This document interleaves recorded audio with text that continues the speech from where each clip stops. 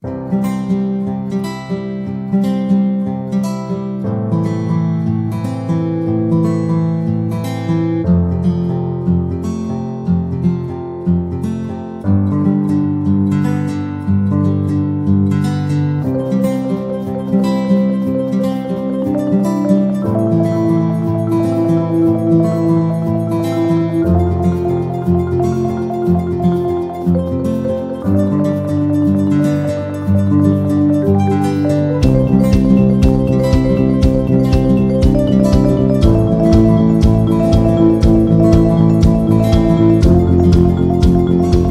عليكم ورحمة الله وبركاته. ازيكم حبايب قلبي؟ عاملين ايه؟ ازاي الولاد؟ يا رب تكونوا بخير، يا رب في احسن صحة واسعد حال. النهاردة حبايب قلبي هنعمل بطاطس مسلوقة. مش لازم اكلنا كله فراخ ولحوم، ده شيء طبيعي يعني.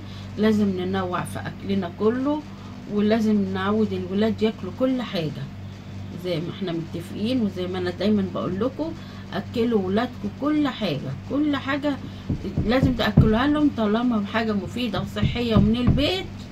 بمعنى ايه؟ مش اكل الشارع يعني، كلامي معناه كده.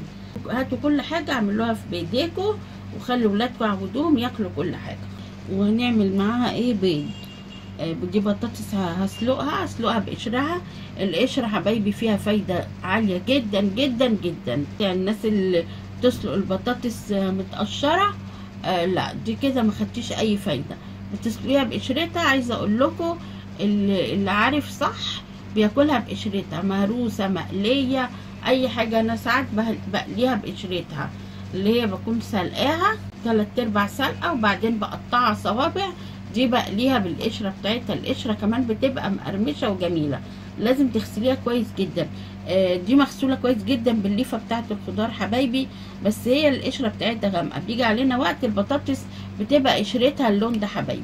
مهما دعكتي ومهما غسلتي هي بيبقى لونها كده، غير البطاطس الجديده. حتى في حاجات كانت مش حلوه قشرتها منها. اي حاجه مش حلوه قشريها. هي البطاطس بيجي عليها وقت في السنه بتبقى كده حبايبي، بتبقى القشرة غريبة شوية، دبلانة مكرمشة شوية، بتلاقي حاجات مش نضيفة فيها.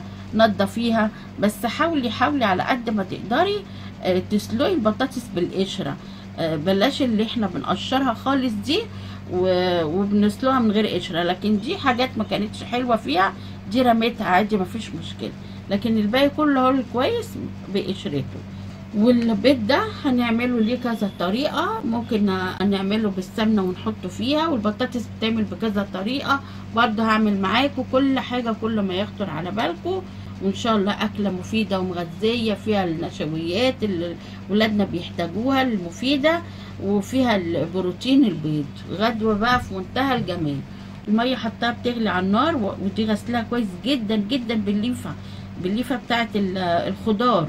يعني لازم تدعكيها كويس. طالما بتسلقيه بالقشره لازم تهتمي بنظافه القشره. وفي اكلات كتيره القشره مفيده جدا، زي الكوسه، زي الجزر، زي البتنجان.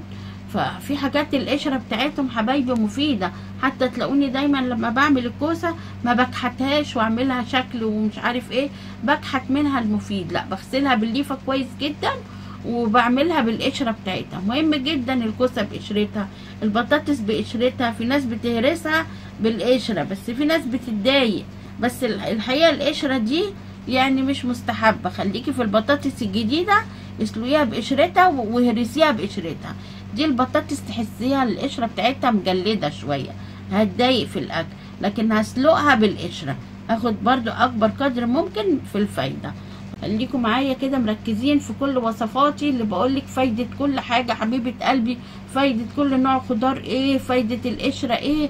صدقوني اللي بقوله لكم ده كلام مهم جدا جدا، انتبهوا له. ويعني احنا شوفوا بنعمل ايه وبنحاول. رغم كده برضو الصحة مش عالي العال يعني، الحمد لله على كل حال. احسن من غيرنا في حاجات كتير، بس بنحاول يعني نعمل الحاجة بطريقة صح. يعني بنقول يمكن نستفاد من اي حاجة ده خلاص. يلا حبايب قلبي اعملوها بقشرتها، صدقوني مفيدة جدا. ولما تنزل بطاطس الجديدة هرسيها بقشرتها.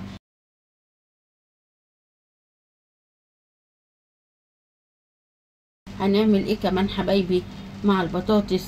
انا طبعا حطها لسه ما اتسلقتش. هنقلي بقى فلفل رومي مع فلفل حامي عشان بتبقى حلوه معاها قوي قوي قوي، بتبلع اللقمه برضو كده وبتبقى حاجه مفيده. الفلفل ده برضو فيه حاجات حلوه قوي. قلينا الفلفل الرومي مع فلفل حامي، وهنعمل ايه بقى؟ مش هنحط له توم ولا دقه ولا، هو بس شويه ملح وكمون، وكلي بقى احلى فلفل مع الاكله الحلوه دي. مش عايزه اكتر من كده صدقوني. ده كده ايه، رشه الكمون بيدي بقى طعم، الكمون مع الملح، وكلي بقى احلى فلفل مقلي بالطريقه الحلوه دي. ببلع بقى مع الاكله دي صراحه بيبقى جميل جدا. لان الفلفل كمان كلي احلى اكله بقى صدقوني، تبقى مبلعه نفسها كده وحاجه ايه تحفه يعني. ولازم تشوحيه كده شويه في الزيت حبيبه قلبي عشان يديكي طعم وريحه حلوه. ما تطلعهوش فاتح، الفاتح مش حلو. الفلفل الحامي هو اللي طلعيه فاتح يا دوبك يدبل وطلعيه، اما الرومي عشان جلدته سميكه لازم تشوحيه شويه كده عشان في الاكل يبقى طعمه حلو وريحته كده وطعمه يبقى حلو قوي. مهم جدا التشويحه الحلوه دي للرومي. خليكم معايا عشان هعمل لكم كذا صنف من البطاطس المسلوقه حبايبي. البطاطس بتاعتنا اتسلقت زي ما انتم شايفين كده. طلعها بقى على الطبق بسم الله الرحمن الرحيم عشان تبرد، وبيرش لها شويه ملح وهي بتتسلق. وانا بقى بعمل حاجه تانية مهمه برضو بحب اعملها، بحب اخلي شويه ميه من بتاعه البطاطس، ما برميهاش كلها، حبه كده مج جنبك كده خليه سخن مغلي زي ما هو. انا مش ببردها تحت الميه، بسيبها تبرد في الطبق كده وابدا اقشر واحده واحده. اللي بقى مش عشان لو حاجه فضلت ما تبص، فحاولي ما تبلهاش ميه، سيبيها تبرد كده براحتها. وانا بخلي ليه كوبايه الميه. كوبايه الميه دي لو البطاطس وانا بهرسها ما لقيتهاش ناعمه قوي معايا، باخد شويه من الميه اللي هي مسلوقه فيها دي حبيبه قلبي واحطها عليها وهرسها بيها.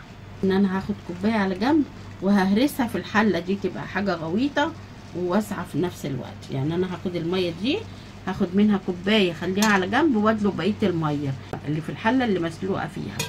وانا بهرس حسيتها ناشفه، ساعات بتبقى قلبها من جوه فيه حتت ناشفه شويه، فبحط شويه ميه من اللي اتسلقت فيهم وبهرسها، بتخليها ناعمه وبيوريك كده وحلوه.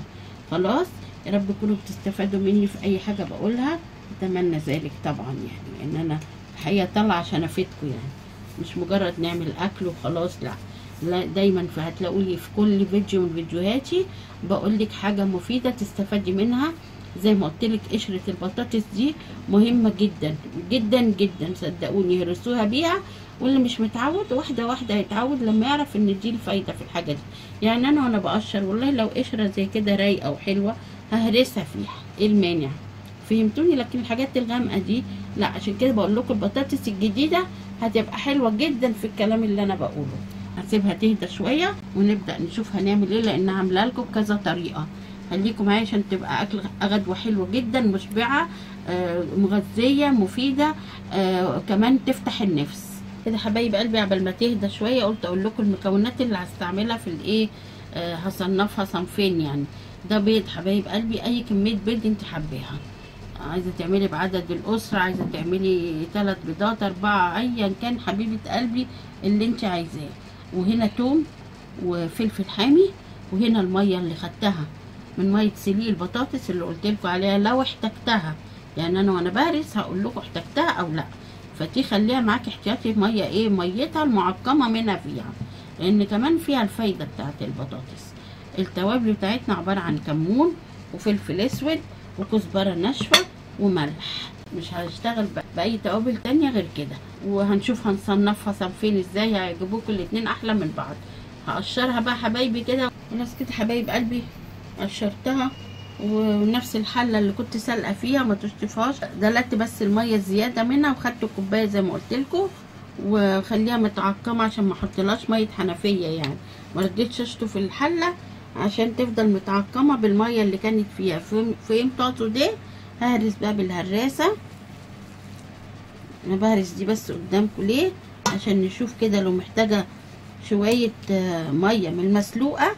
بصوا شايفين تحسوها فيها ايه، سنه خشونه شويه، بنزل بايه، بحبه ميه مش كتير عشان نوريك هتنعم معاكي بتبقى حلوه ازاي اهو.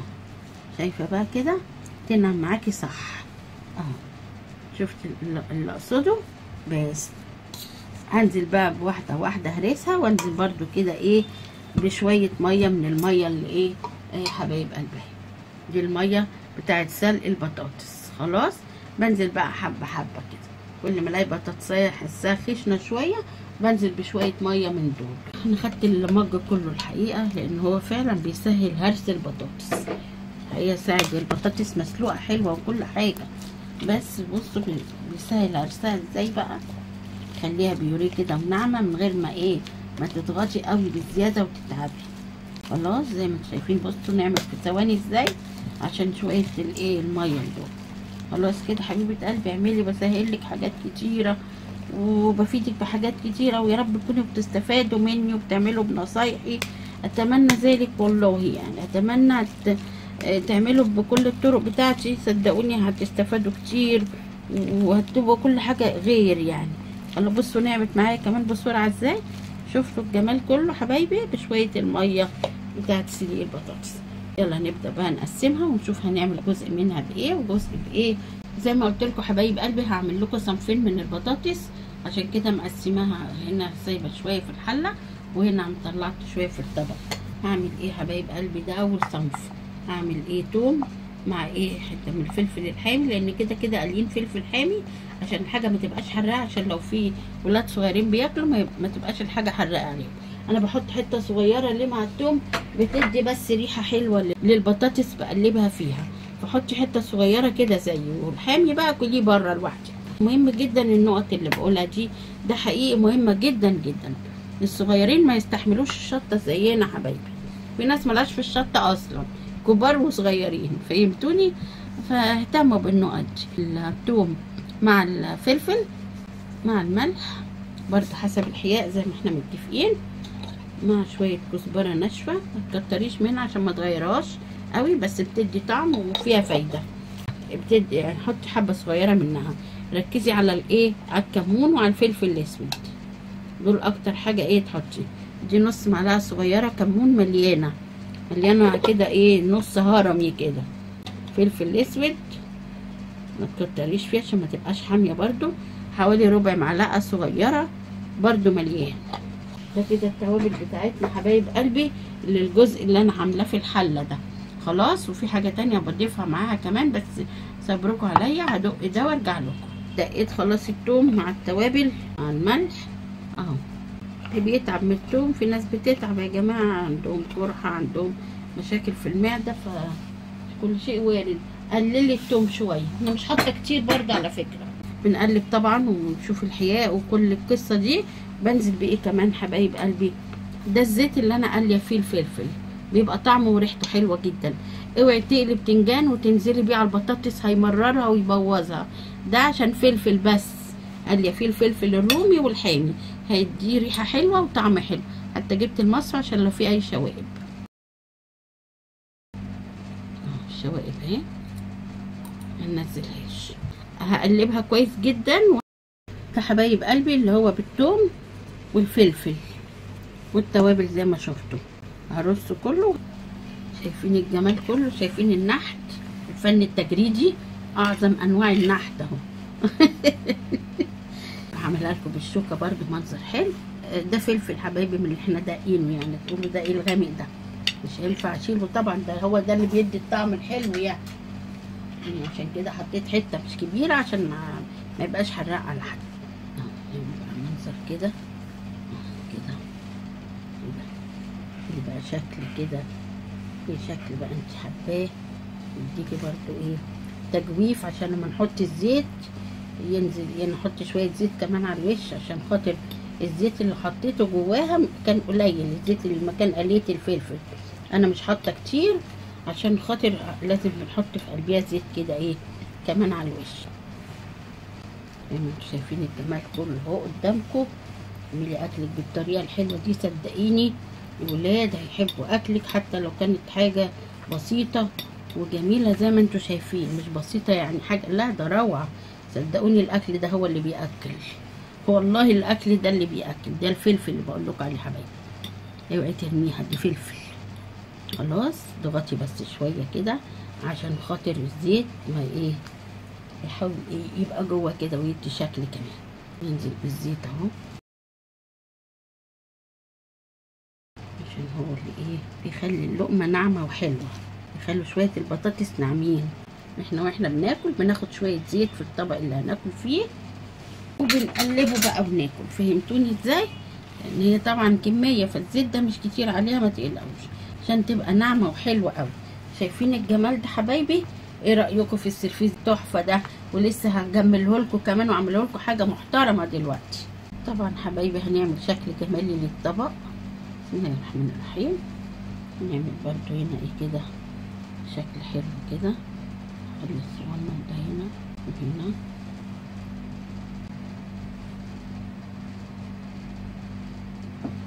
تمام.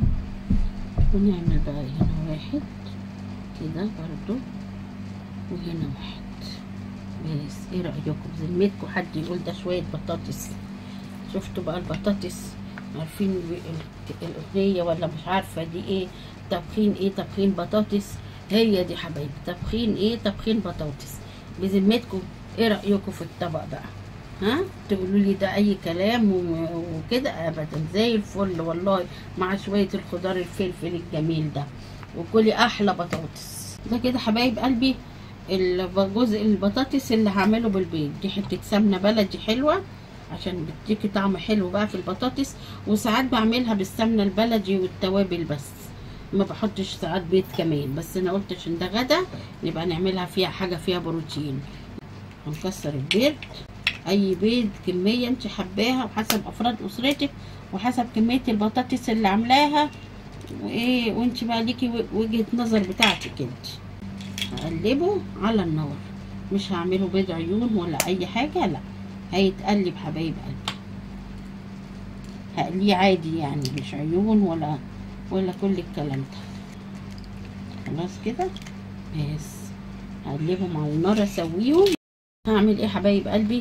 هحيق البطاطس دي اللي هنزل عليها بالبيض والسمنه البلدي. هحيقها كده، وبرده البيض هحط له حياء بس عشان عايزه اقلبها كويس جدا مع التوابل.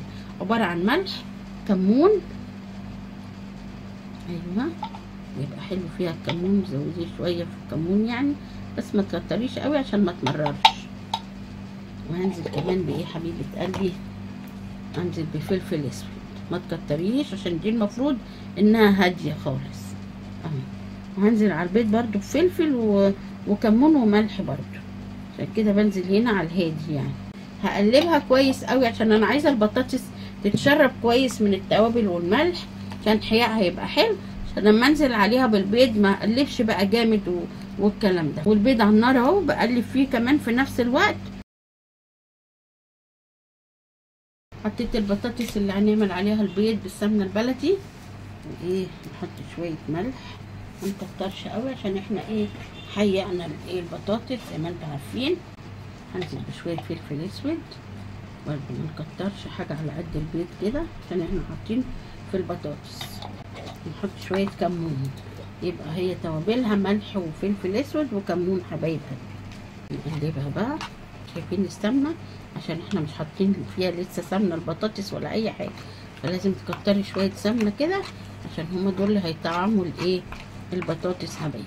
ما يبقاش البيض ناشف كده وهي ناشفه، لا لازم تميمانيه كده.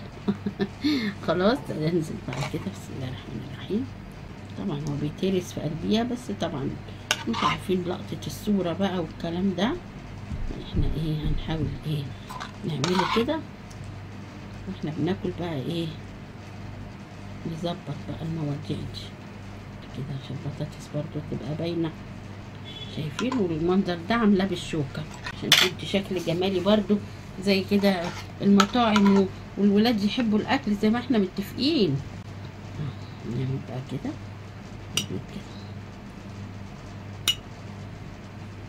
هظبطه بقى وارجع لكم. هناخد بقى الصوص كده حوالين الايه عشان يبقى على البطاطس كلها. فهمتوني ازاي حبايبي؟ ظبطي اكلك وظبطي لقمتك، كلي احلى اكل اهو، ولا لحمه ولا فراخ. بس ايه رايكم بقى في الاكله؟ تفتح النفس ولا لا بذمتكم؟ عرفتي ان ممكن تعملي من حاجه بسيطه حاجه حلوه قوي، حاجه يعني تحفه فنيه دي ولا لا؟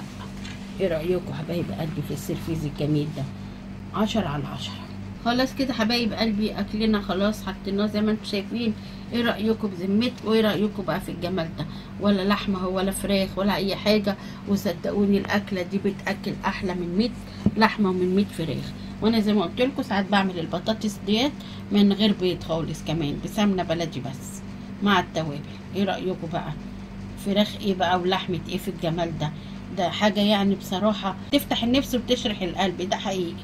يلا حبايب قلبي اعملوا لي الاكل بالطريقه التحفه دي كده. خلاص زي ما شفتوا الجمال كله قدامكم. وادي كمان اللي هي بالزيت والثوم حبايب قلبي.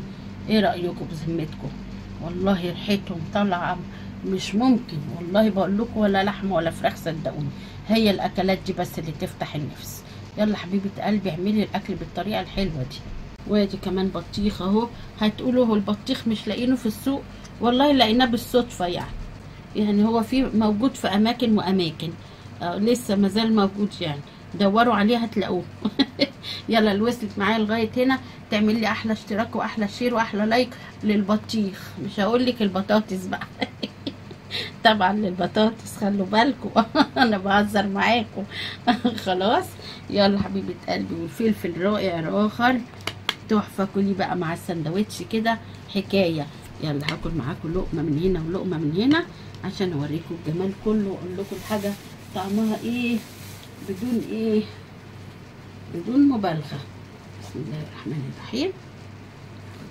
لقمه اهو من هنا كده بطاطس مع كده ايه، مع البيض الجميل. الحكايه اللقمه دي بقى حكايه ولا مش حكايه؟ انتوا قولوا لي ايه رايكم في اللقمه دي. زي ما انتوا شايفين حبايب قلبي بطاطس بالبيض حكايه. بسم الله الرحمن الرحيم.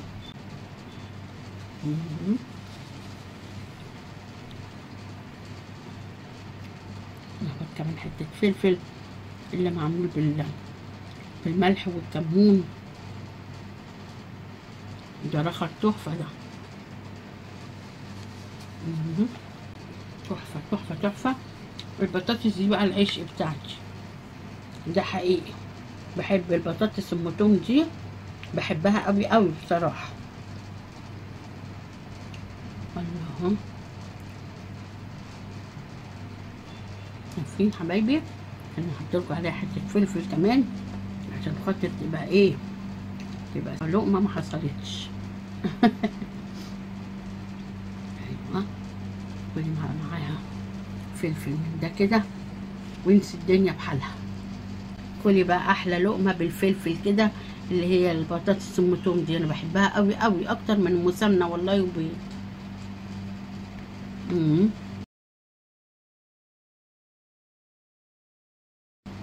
الله ايه الجمال ده يا ولاد؟ حد يقول لي ايه الجمال ده؟ ده عظمه على عظمه، والله عظمه على عظمه. اقول لك بقى كمان كده ايه، حته بطيخه اكلها القرن الفلفل مولع. والله حته الفلفلايه دي نار، ريحتها ايه فحفحت في المكان كله. ولعت بقي. هبرد بحته بطيخ بس. شفت بقى ما بقول لكم ما تحطوش فلفل كتير في اكلكم، فلفل حامي والله نار نار. اكل حكايه. حط لكم كمان ايه لقمه كده بالايه بالفلفل الايه الرومي عشان يبقى ايه شكلنا لكم من كل حاجه. انا عايزه برضو ايه تشكلوا في اكلكم زي ما انا بعمل كده. الله الله الله. كده بالفلفل الرومي كمان اهو. ده مش هيبقى حامي بقى، ده انا خدت من حته من على الحرف قلت مش هتبقى حاميه قوي والله ولعه. اما لو دخلنا بقى الاخر هتبقى ايه بقى.